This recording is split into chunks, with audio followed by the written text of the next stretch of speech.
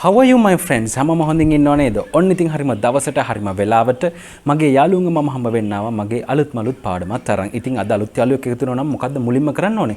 පළවෙනි පාඩමේ ඉඳලා බලන් ඉන්න. ඉතින් පළවෙනි පාඩමේ ඉඳලා links පිළිවෙලට මම පල්ලෙහා description එකේ දාලා තියෙනවා. links කියන්නේ මොනවද දන්නවද? ඉතින් මම මේ අලුත් යාළුවන්ට කියන්නේ ඉතින් පළවෙනි පාඩමේ ඉඳලා videos ටික අන්න පිළිවෙලට මම පල්ලෙහා description එකේ දාලා තියෙනවා. එක පාට අද එකතු වෙන අලුත් යාළුවෙක් මේ වීඩියෝ එක බැලුවා කියලා තේරුම් යන්නේ නැහැ කොහොමද අපි මේ ස්පෝකන් ඉංග්‍රීසි වැඩසටහන කරන් යන්නේ කියලා. ඒකෙන්ද මුල ඉඳලම බලන් ඉන්න. එතකොට තමයි අද එකතු වෙන අලුත් යාළුවන්ට තේරෙන්නේ කොහොමද අපි මේ වැඩසටහන ලස්සනට කරන් යන්නේ කියලා. ඉතින් ඒ වගේම තමන්ට ග්‍රැමර් ඉගෙන ගන්න ඕන නම් අපිට ඒකට වෙනම channel එකක් තියෙනවා Real Start Vlogs කියලා. ඉතින් ඒ වගේම තමන්ගේ පුංචි දුවට පුතාට ඉංග්‍රීසි කතනය තමන්ටම ගෙදරින් ඉඳන් උගන්වන්න ඕන. ඒකට වෙනම channel එකක් කරනවා. මගේ නංගි කරන channel එක තියෙනවා Real Start Kids කියලා. අනිවාර්යෙන් මේ channel එකට ගිහලා තමන්ගේ පුංචි දුවට පුතාටත් ගෙදරින් ඉඳන්ම තමන්ට ඉංග්‍රීසි කතනය උගන්වන්න පුළුවන්. ඒ හැම උපදෙසක්ම අපි ඒ channel එකෙන් ලබා දෙනවා. ඉතින් ඒ channel එක කරන්නේ රෝහිණි සචිත්‍ර.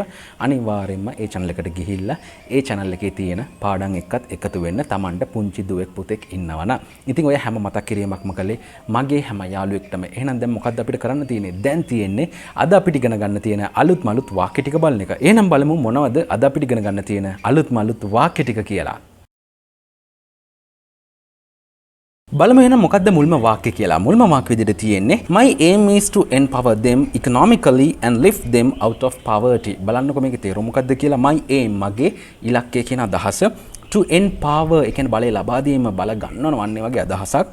them ownව economically කියන්නේ economic කියන්නේ ආර්ථික කියන අදහස. economically ආර්ථික වශයෙන් කියන අදහස and lift them උස්සලා තියනවා කියන එක right. lift them out of poverty ඒ කියන්නේ දිලිඳුකම. poverty කියන්නේ දිලිඳුකම කියන එක. ඒ කියන්නේ දිලිඳුකමෙන් ගලවා ගැනීම කියන අදහස. ඒ කියන්නේ මගේ ඉලක්කය තමයිලු.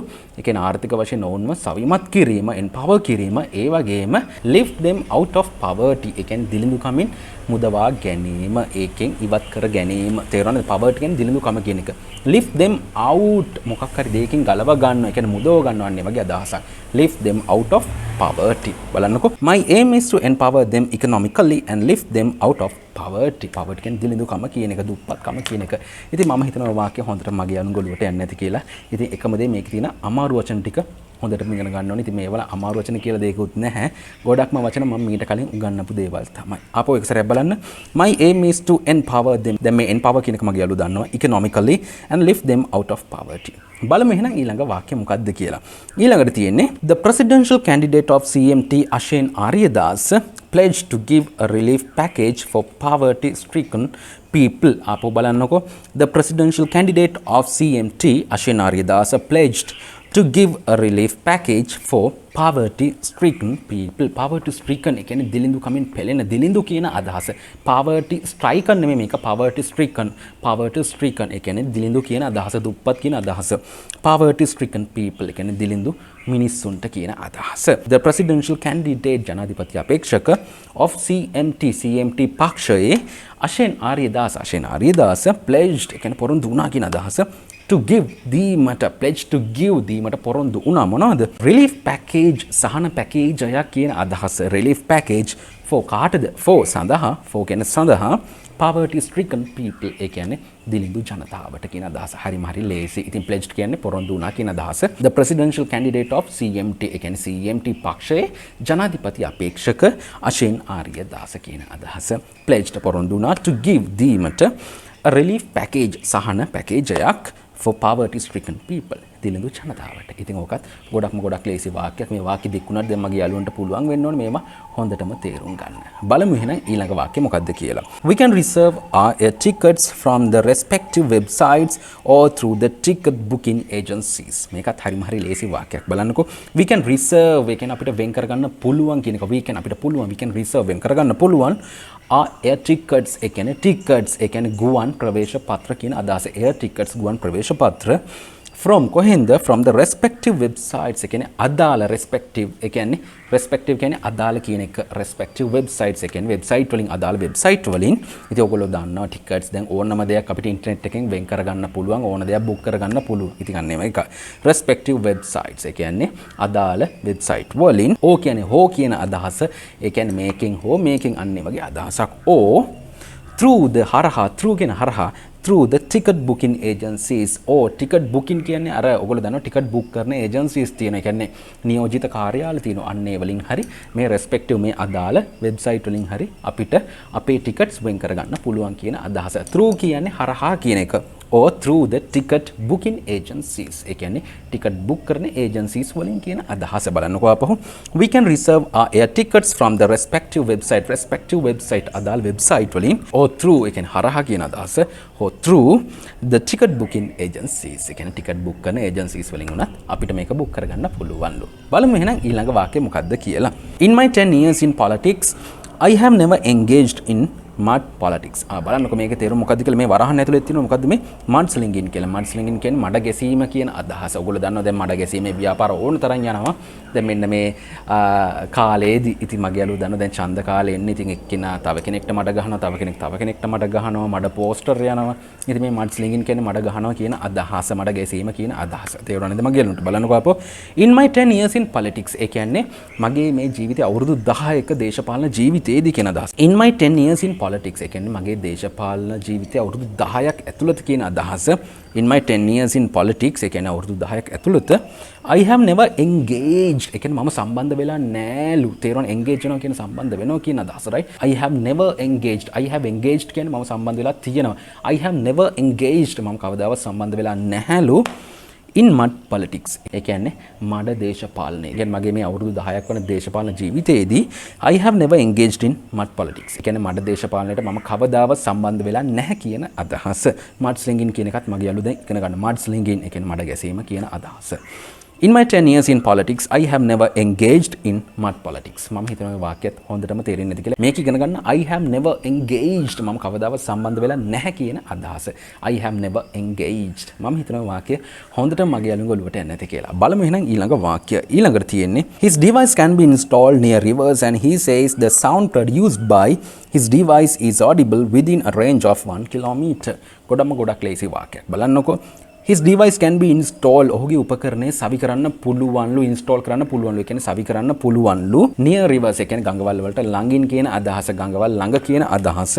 near rivers and he says ඔහු කියනවා and සහ ඔහු කියනවා the sound produced by his device. ඒ කියන්නේ ඔහුගේ උපකරණයෙන් නිකුත් වෙන ශබ්දය. the sound produced by his device. ඒ කියන්නේ ඔහුගේ උපකරණයෙන් පිට වෙන ශබ්දය, ඒ කියන්නේ ප්‍රොඩියුස් වෙන නිෂ්පාදනය වෙන ශබ්දය is audible. ඒ කියන්නේ ඇහෙනවලු. is audible ඇහෙනවලු within. ඒ කියන්නේ ඇතුළත. within a range. ඒ කියන්නේ මෙන්න මේ පරාසයක් ඇතුළත. මොකද්ද පරාසය? range of 1 kilometer. ඒ කියන්නේ කිලෝමීටරයක පරාසයක් ඇතුළත මෙන්න මේ ශබ්දය ඇහෙනවලු. ඔහුගේ උපකරණයෙන් නිකුත් කරන නිෂ්පාදනය කරන ශබ්දය. තේරුණා නේද? ඒ කියන්නේ මෙයාගේ මේ උපකරණය කොහෙද සවි කරන්න පුළුවන්? ඒ කියන්නේ ගංගවල් ළඟ. තේරුණා නේද? මේ ළඟදී මම මේ වගේ නිවුස් එකක් දැක්ක. ඒ කියන්නේ පොඩි ළමයෙක් උපකරණයක් හදලා තියෙනවා. ඒ කියන්නේ ගම් වතුරක් එන්න ඔන්න මෙන්න තියදී පොඩ්ඩක් සිග්නල් එකක් දෙනවා. දැන් ගම් වතුරක් ඇති වෙන්න යනවා. පොඩ්ඩක් එයා මේ උපකරණයක් හදලා තියෙනවා, මේ වගේ උපකරණයක්. ඒක ගඟක් ළඟ සෙට් කරාම ඉතින් එතන ගඟේ ගම් වතුර මට්ටමට එනකොට ඉතින් මේකෙන් ලොකු ශබ්දයක් එනවා. එතකොට ඉන්න කට්ටියටම දැනගන්න පුළුවන් ගම් වතුර අවදානමක් තියෙනවා කියලා. ඉතින් අන්න ඒක. ඒ කියන්නේ එයාගේ එකෙන් නිකුත් වෙන්නේ ලොකු ශබ්දයක්. ඒ කියන්නේ ස්පීකර් එකක් වගේ සෙට් කරලා වෙන්නේ නැති. ඒකෙන් අර කිලෝමීටරයක් වගේ දුරට ඇහෙන මේ ලොකු ශබ්දයක් එනවලු. ඉතින් මේ අන්න ඒ වගේ එකක් තමයි මේ තියෙන්නේ. ඉතින් මම හිතනවා මේ වගේ දරුවෝ ඇත්තටම අපිට වටිනවා මේ වගේ නිෂ්පාදනය කරන කට්ටිය. මොකද ඒගොල්ලෝ තමයි අනාගතේ බාර ගන්න ඉන්නේ. ඉතින් මම රජයෙන් වුණත් ඉල්ලන්නේ ඉතින් ඒ වගේ හැකියාවන් තියෙන කට්ටිය යට දාන්න එපා. පුළුවන් තරම් ඒගොල්ලන්ට අත දීලා ඒගොල්ලන්ට උදව් කරන්න. මොකද ඒගොල්ලෝ අපිට සම්පතක්. ඉතින් අපිට පිටරටින් ඉස්සරහට බඩු ගේන්න ඕනේ. ඉතින් මේ වගේ උපකරණ ගේන්න ඕනේ. අපේම ලංකාවේ කට්ටිය ඉන්නවා මේවා නිෂ්පාදනය කරන්න පුළුවන් කට්ටිය. ඉතින් මෙයාලට අත දීලා අපි එයාලව කොහොම හරි බේරගමු. තේරෙනවද? එයාලව ලංකාවේ තියාගමු. නැත්තම් මේගොල්ලොත් කරන්නේ මේගොල්ලන්ට උදව්වක් හම්බ වෙන්නේ නැති වුනහම මේගොල්ලෝ පිටරට යනවා. ඉතින් ඒකට කරන්න දෙයක් නැහැ. ඉතින් අපි දැනගන්න ඕනේ මේගොල්ලන්ට උදව් කරලා මෙයාලව ලංකාවේ තියාගෙන මේගොල්ලන්ට හොඳ තැනක් දෙන්න. තේරුණා නේද මගියලොන්ට? බලන්නකෝ අපෝ his device ඔහුගේ උපකරණයට can be installed. his device ඔහුගේ උපකරණය can be install කරන්න පුළුවන් සවි කරන්න පුළුවන් near rivers and he says the sound produced by his device is audible එහෙනවලු within a range of 1 kilometer. බලමු එහෙනම් ඊළඟ වාක්‍යය මොකක්ද කියලා. If the rain continues, the public should watch out for landslides and ground subsidence in the aforementioned areas. බලන්නකො මේකේ තේරුම මොකක්ද කියලා. If the rain continues, ඒ කියන්නේ මොකක්ද? ඒ කියන්නේ rain එක වැස්ස තවදුරටත් තිබ්බොත් කියන අදහස තවදුරටත් තිබ්බොත් කියන අදහස. If the rain continues, ඒ කියන්නේ තව වැහැගෙන ගියොත් the public should watch out. The public should watch out. ඒ කියන්නේ කල්පනාකාරීව ඉන්න ඕනේ කියන අදහස. The public මහජනතාව should watch out කල්පනාකාරීව ඉන්න ඕනේ මොනවටද? For landslides ඒ කියන්නේ නායයන් පිළිබඳව and ground subsidence ඒ කියන්නේ ground ඒ කියන්නේ පොළොව ගිලා බැසීම් කියන අදහස. ඒ කියන්නේ නායයන් පිළිබඳව ඒ වගේම ගිලා බැසීම් පිළිබඳව මහජනතාව සුපරීක්ෂාකාරීව ඉන්න ඕනේ අවධානයෙන් ඉන්න ඕනේ කියන අදහස. In the aforementioned areas ඉහත සඳහන් කර ප්‍රදේශවල කියන අදහස. බලන්නකෝ අපෝ. If the rain continues, the public should watch out for landslides and ground subsidence in the aforementioned areas. ඉතින් මම හිතනවා වාක්‍යයත් හොඳටම ඔළුවට යන්නේ නැති කියලා. Aforementioned ඉහත සඳහන් කර කලින් කිව්ව කියන අදහස. Subsidence ගිලා බැසීම් landslides නායයන් කියන අදහස. ඉතින් the public should public කියන මහජනතාව කියන අදහස. ඉතින් මේකේ හොඳටම තේරුම් ගන්න පුළුවන් මේ වාක්‍ය කියවුවාම මොනවද මේකේ අමාරු වචන. දැන් මම අමාරු වචන ටිකත් ඔක්කොම මගේ යාළුවන්ට කියලා දීලා තියෙනවා. මුළු වාක්‍යෙම තේරුම ලස්සනට කියලා දීලා තියෙනවා. ඉතින් මේවා හොඳට ප්‍රැක්ටිස් කරන්න. ෆුල් වොලියුම් දාලා තව කෙනෙක් එක්ක හොඳට ප්‍රැක්ටිස් කරන්න. ඉස්සර ඉතින් මම කිව්වා කවුරුත් නැත්නම් තනියම හරි ප්‍රැක්ටිස් කරන්න කියලා. හැබැයි දැන් අවුරුද්දක් කිට්ටු වෙනවා මේ වෙනකොට. Tamanට උමනාවක් තියෙනවා කාව හරි කට්ටිය එකතු කරගෙන මේක ප්‍රැක්ටිස් කරන්න වග බලා ගන්න ඕනේ. ඒ කියන්නේ තමන්ගේ කැපවීම තමයි අනිවාර්යයෙන්ම තියෙන්න ඕනේ. ඉතින් මම හිතනවා මගේ යාළුවෝ දැන් කට්ටියව හොයාගෙන හොඳට ප්‍රැක්ටිස් කරනවා ඇති කියලා. බලමු එහෙනම් ඊළඟ වාක්‍ය. ඊළඟට තියෙන්නේ a candidate Ashen is an exemplary leader who prefers to live a simple life by rejecting luxuries. බලන්නකෝ අපෝ. A candidate Ashen is an exemplary leader who prefers to live a simple life by rejecting luxuries. Luxuries කියන්නේ සැප පහසු දේවල් කියන අදහස. reject කරනවා කියන්නේ ප්‍රතික්ෂේප කරනවා කියන අදහස. rejecting luxuries ඒ කියන්නේ සැප පහසු දේවල් ඒ කියන්නේ ප්‍රතික්ෂේප කරලා කියන අදහස. A candidate Ashen කියන්නේ Ashen කියන අපේ අපේක්ෂකයා is an exemplary ඒ කියන්නේ ආදර්ශමත්ලු leader. ආදර්ශමත් කවුද? leader කෙනෙක් නායකයෙක් who prefers who prefers ඊට පස්සේ කියන ඔහු කැමති කියලා right. he prefers කියන්න ඕනේ who prefers කැමති කියන අදහස like කියන අදහස. who prefers to live ඒ කියන්නේ ජීවත් වීමට කැමතිලු a simple life ඒ කියන්නේ ජීවත් වෙන්න ඕනේ මෙයාට මේ simple life එකක් ඒ කියන්නේ සරල ජීවිතය. එයාට ඕනේ මොකද්ද? who prefers to live a simple life by rejecting luxuries. ඒ කියන්නේ මේ සැප පහසු ඔක්කොම දේවල් ප්‍රතික්ෂේප කළා එයාට මේ සරල ජීවිතයක්ලු ගත කරන්න ඕනේ. එහෙම කැමතිලු. එහෙම කැමැත්තක්ලු එයාට තියෙන්නේ. කාටද? ඒ කියන්නේ අපේ අපේක්ෂක අශේන්ට. තේරුණා නේද මගේ යාළුවන්ට? ඒ කියන්නේ එයා ආදර්ශමත් කෙනෙක්ලු. exemplary අන්න එක හොඳටම ඉගෙන ගන්න. exemplary leader ඒ කියන්නේ ආදර්ශමත් නායකයෙක් කියන අදහස. මම හිතනවා මේ වාක්‍යයත් හොඳටම මගේ යාළුවන්ගේ ඔළුවට යන්නේ නැති කියලා. බලමු එහෙනම් ඊළඟ වාක්‍යය මොකක්ද කියලා. Security officers have been deployed to ensure the maximum security of the public as well as politicians who take part in both occasions at two places.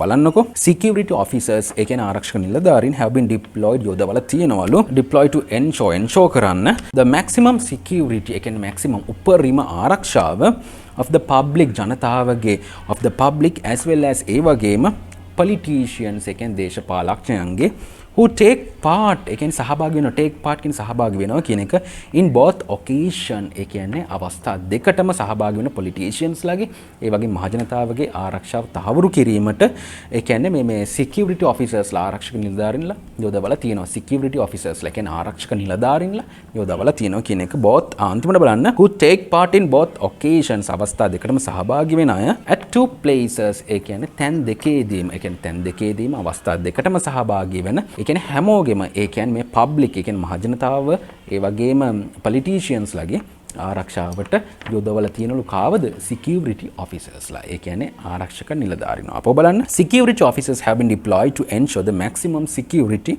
of the public as well as politicians who take part in both occasions at two places. කියන්නේ මේ තැන් දෙකකදී ඒ කියන්නේ මොනවා හරි මේ මෙතන meetings දෙකක් තියෙනවා. ඉතින් ඒ meetings දෙකට යන politicians ලා වෙන්න පුළුවන්. ඒ වගේම මහජනතාව වෙන්න පුළුවන්. ඒගොල්ලෝගේ ආරක්ෂාව ඒ කියන්නේ තහවුරු කරලා තියෙනවා. ensure කරලා තියෙනවා.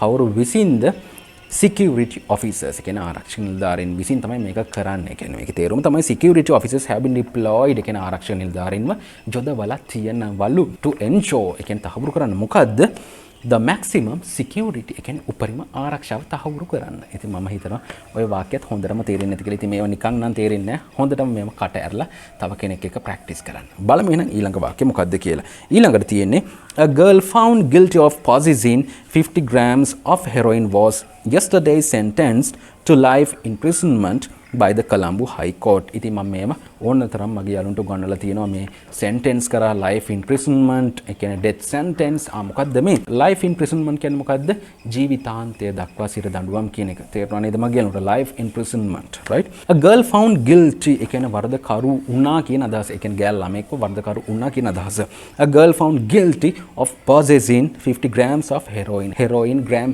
50ක් ඒ කියන්නේ ළඟ තබා ගැනීමට වරදකරු ගෑල් ළමෙක් කියන අදහස a girl found guilty of possessing 50 grams of heroin ඒ කියන්නේ heroin gram 50ක් ළඟ තබා ගැනීම හේතුවෙන් වරදකරු ගෑන් ළමෙක් කියන අදහස a girl found guilty වරදකරු කියන අදහස guilty of possessing 50 grams of heroin was මෙන්න මේ girl ගැන මේ විස්තර කරන්නේ a girl was කියනත් පුළුවන් හැබැයි මේ a girl කියලා දාලා විස්තර කරනවා කවුද මේ girl කියලා කවුද මේ ගෑල් ළමයා a girl found guilty of possessing 50 grams of heroin කියන්නේ heroin gram 50ක් ළඟ තබා ගැනීම හේතුවෙන් වරදකරු වූ ගෑන් ළමෙක් was yesterday sentenced ඒ කියන්නේ ඊයේ නියම කරා sentenced to life imprisonment ඒ කියන්නේ life imprisonment කියන්නේ මොකද්ද ජීවිතාන්තය දක්වා සිර දඬුවම් sentenced ඒ කියන්නේ මොකද්ද නියම කරා කියන එක life imprisonment කවුරු විසින්ද by the Colombo High Court ඒ කියන්නේ කොළඹ මහාධිකරණය විසින් කියන එක කොළඹ High Court එක විසින් කියන එක. ඉතින් ඕක සරල වාක්‍යයක්. ඉතින් මේක ඉගෙන ගන්න තිබ්බේ a girl found guilty of possessing 50 grams of heroin. මම හිතනවා වාක්‍යයත් හොඳට මගේ අනුගොල්ලුවට එන්නේ නැති කියලා. ඉතින් මේක ඉගෙන ගන්න තිබ්බේ මේ sentence නියම කරා life imprisonment ඒ කියන්නේ ජීවිතාන්තය දක්වා සිර දඬුවම් කියන එක. a girl found guilty of possessing 50 grams of heroin gram 50ක් ළඟ තබා ගැනීමට වරදකරු ඌ ගෑන් ළමෙක් කියන අදහස. මම හිතනවා ওই වාක්‍ය හොඳටම ඔලුවට යන්නේ නැති කියලා. බලමු එහෙනම් අන්තිම වාක්‍ය මොකක්ද කියලා. අන්තිමට තියෙන්නේ if the elections commission can issue an identity card for the group of bhikkhunis it will enable them to vote at the presidential election. බලන්නකො මේ bhikkhunisලා කියන කාර්යද ඒ කියන්නේ මෙහෙණින් වහන්සේලා කියන අදහස bhikkhunis right if the elections commission ඒ කියන්නේ මැතිවරණ කොමිසමට if the election commission can issue ඒ කියන්නේ ඒගොල්ලන්ට පුළුවන් නම් issue කරන්න නිකුත් කරන්න ඒ කියන්නේ මැතිවරණ කොමිසමට පුළුවන් නම් issue කරනවා කියන්නේ නිකුත් කරන්න මොනවද issue an identity card මේක identity card නෙමෙයි identity card ඒ කියන්නේ identity හැඳුනුම් පතක් කියන අදහස identity card එක මැතිවරණ කොමිසමට මේ identity card එකක් issue කරන්න පුළුවන් කාටද ඩයමකට කියන අදහස group of bhikkhunis it will enable them to vote at the presidential election ඒ කියන්නේ දැන් ජනාධිපතිවරණයේදී ඒගොල්ලන්ට vote කරන්න ඒ කියන්නේ ඒගොල්ලන්ට ඡන්දේ දාන්න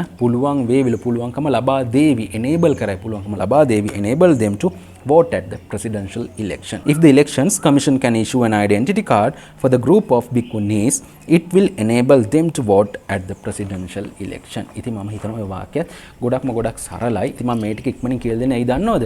මොකද දැන් මගේ යාළුවෝ දන්නවා මේකේ තියෙන ගොඩක් අමාරු වචන. එතකොට ඉතින් ලේසියෙන් අපිට වැඩි වෙලාවක් ගන්න ඕනෙත් නෑ. Tamanටම මේක හොඳටම කියවලා හොඳ අයිඩියා එකක් ගන්න පුළුවන්. හොඳ අදහසක් ගන්න පුළුවන්. මොකද්ද මේකේ සමස්ත තේරුම කියලා. තේරුණා නේද මගේ යාළුවන්ට? අන්න ඒකයි ටිකක් ඉක්මනින් මම කියන්නේ. තේරුණා නේද? ඉතින් ඔන්න ඔය දේවල් ටික තමයි අද මගේ යාළුවන්ට මට උගන්වන්න තියෙන්නේ. ඉතින් මම හිතනවා අද මේ කියලා දුන්න හැම වාක්‍යයක්ම හැම දෙයක්ම හොඳට මගේ යාළුවෝ ගොල්ලුවට යන්නේ නැති කියලා එකම දේ. ඉතින් මේව ප්‍රැක්ටිස් කරන්න කට ඇරලා ප්‍රැක්ටිස් කරන්න. ඉතින් මම උපරිමේ මගේ මේ කාර්යය කරන් යනවා. ඉතින් මගේ යාළුවන්ට තියෙන්නේ මම වෙනුවෙන් මේ ටික හොඳටම ප්‍රැක්ටිස් කරන්න. ඉතින් ඔන්න ඔය දේවල් ටික තමයි අද මගේ යාළුවන්ට මට කියන්න තියෙන්නේ. ඉතින් අද කියලා දුන්න හැම දෙයක්ම ඔලුවට ගියා කියලා මම හිතනවා මගේ යාළුවන්ගේ. ඉක්මනින් අපි ඊළඟ පාඩමෙන් හම්බ වෙමු. හැබැයි ඊළඟ පාඩමෙන් හම්බ වෙනකන් මගේ හැම යාළුවෙක්ම ගොඩක් පරිස්සමෙන් ඉන්න ඕනේ.